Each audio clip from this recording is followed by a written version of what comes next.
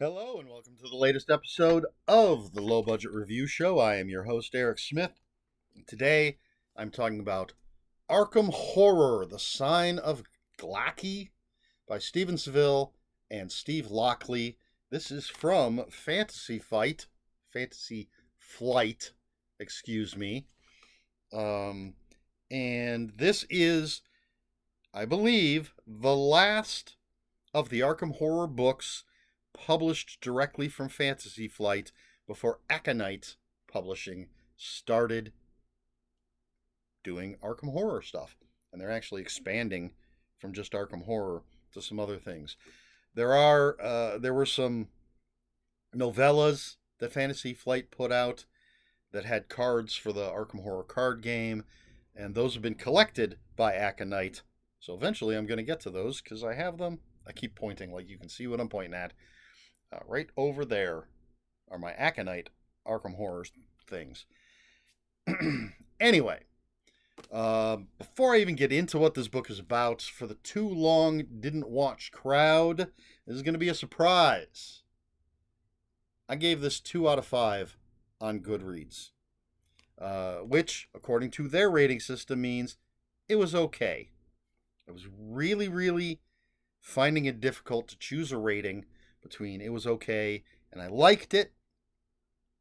But let's get into the whys and wherefores, which is the whys and the whys. So, in this book, we have Harry Houdini and Dennis Wheatley, and they are in Dunwich. There's a guy, Ulysses Monk, is making a movie with, I'm going to use this word because it's used way too much in the book, he's making a movie with freaks, and he wants Houdini to make sure that they're genuine freaks and not fake. And Houdini has been corresponding with Dennis Wheatley, who's over in England, and he has come on a vacation to the United States, decided to hang out with Houdini and on this film set, for just a moment. But there's been a murder. And so Houdini and Wheatley are going to attempt to solve this horrific murder while bizarre things go on around them. And that's essentially the nutshell.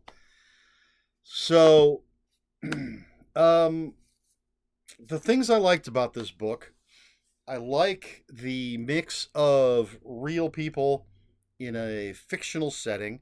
I like that it's Harry Houdini. Dennis Wheatley was a writer of horror and occult stuff.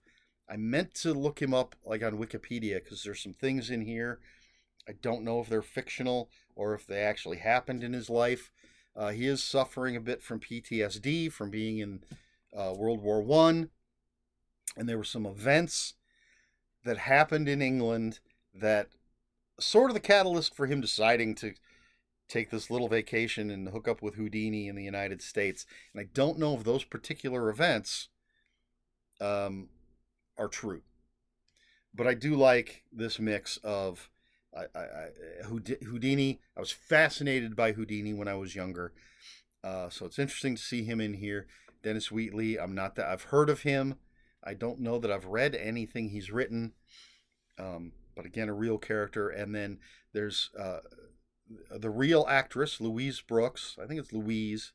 Could be Louisa.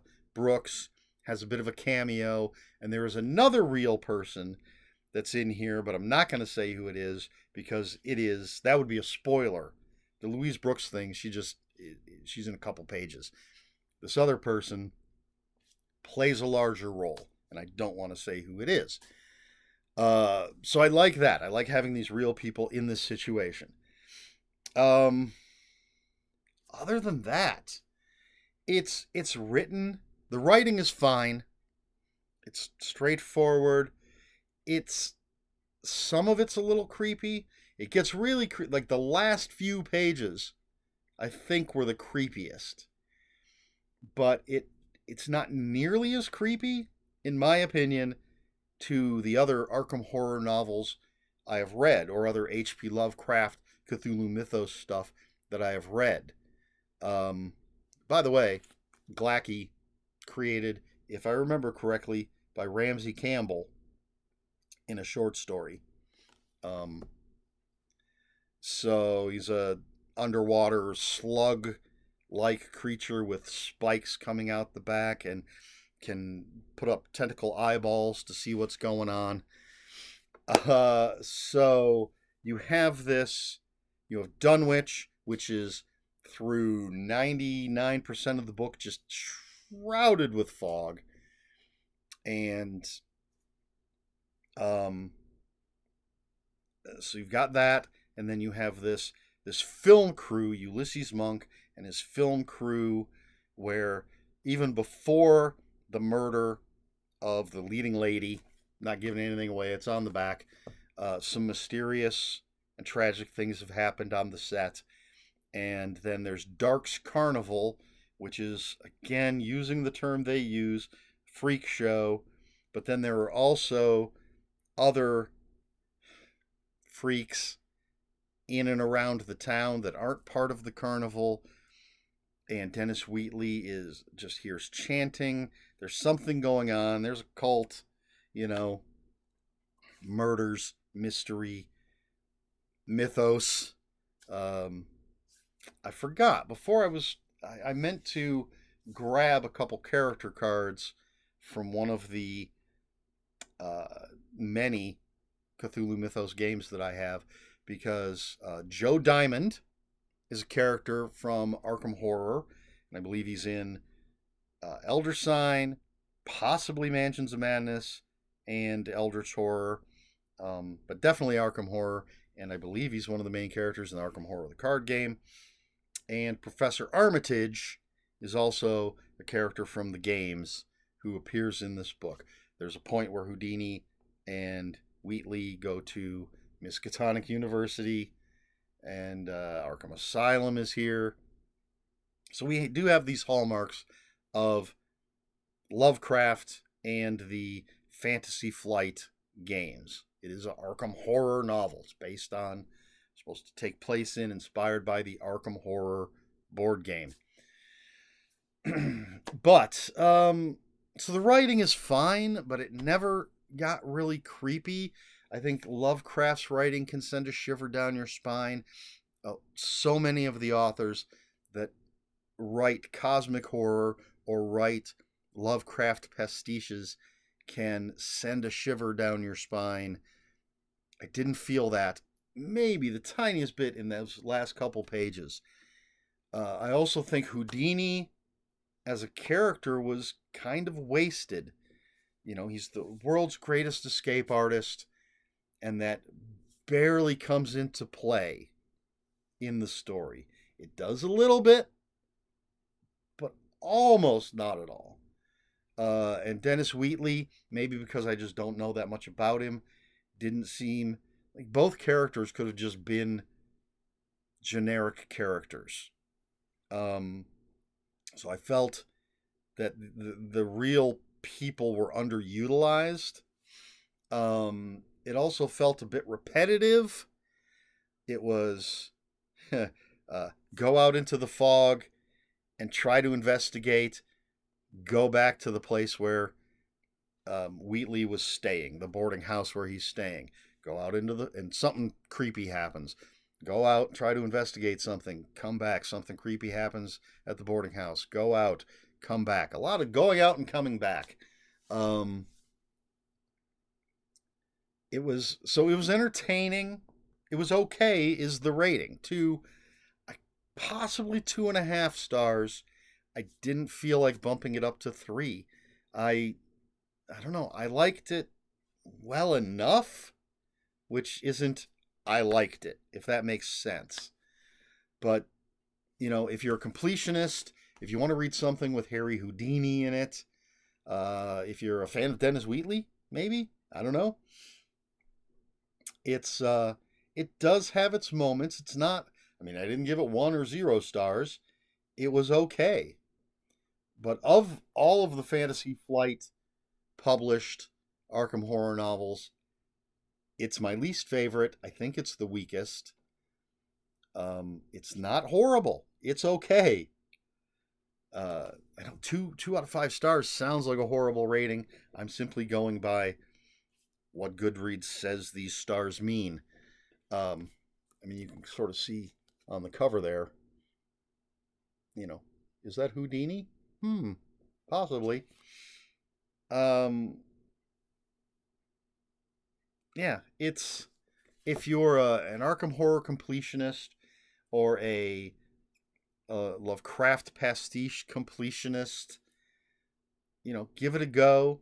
If you want to read an easy to read story with some interesting characters, real world characters, um, I understand that it's taking place back in the 20s, and so using the term freaks didn't mean anything to anybody back then, but it's used so much in this. And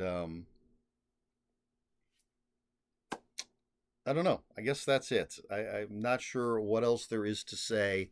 So it's Arkham Horror, The Sign of Glaaki, however you say that, by Stephen Savile and Steve Lockley. 2 out of 5 stars. I'm going to keep it. I've got all the books. They're over there. Going to keep it as part of the collection. Don't know that it's anything I'm going to reread. I have plenty over here of the Aconite books. I could read these things in any order, but I decided I'd finish off the Fantasy Flight books before I jumped into the Aconite books. And so don't know how soon I will, but we'll see how those books are. And that's it. So, question for this video.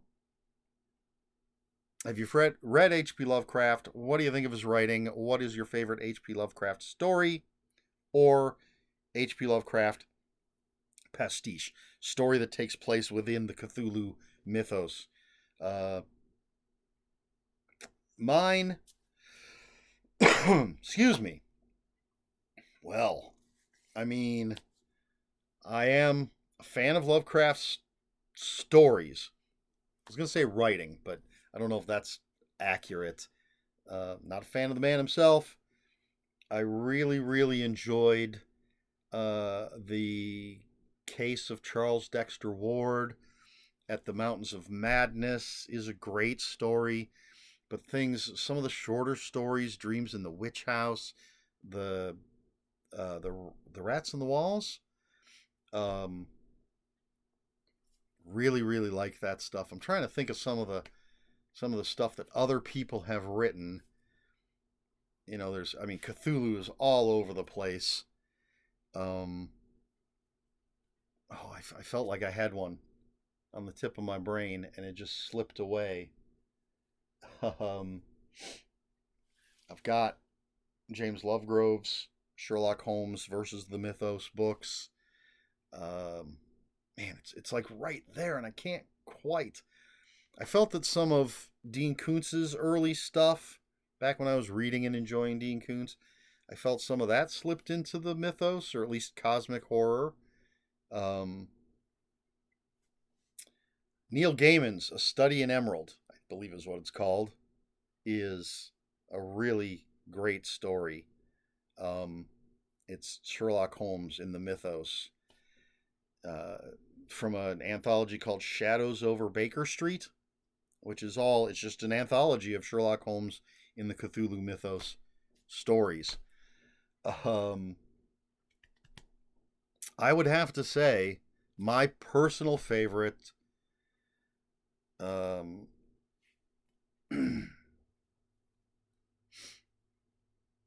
to pick. The truth is, I'm gonna go out on a limb here. I've never actually read the entire story Call of Cthulhu. I just relatively recently picked up the Barnes & Noble edition of the complete H.P. Lovecraft. And I've read most of what he's written, but Call of Cthulhu is one of the very few things I haven't actually read. Pickman's Model, that's another great one.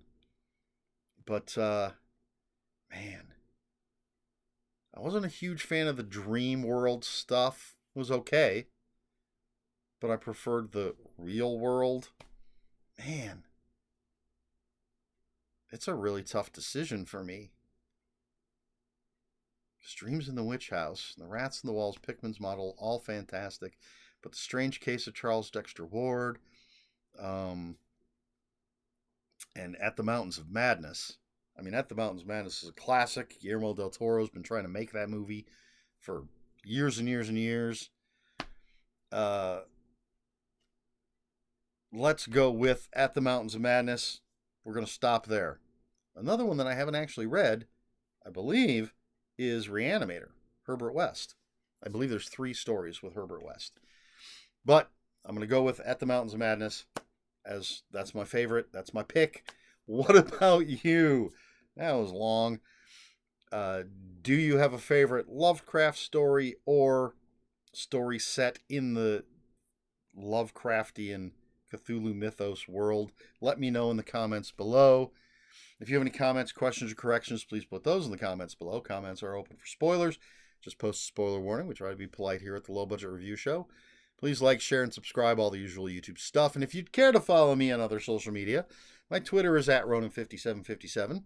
My Instagram, where I post pictures of books, comic books, board games, and fuzzy animals, is EricSmith5757. That's ERIKSMITH5757. And if you're on Blue Sky, I am @ELSmith. That's all I have for you. This has been the Low Budget Review Show. I have been Eric Smith, and until next time, read more books.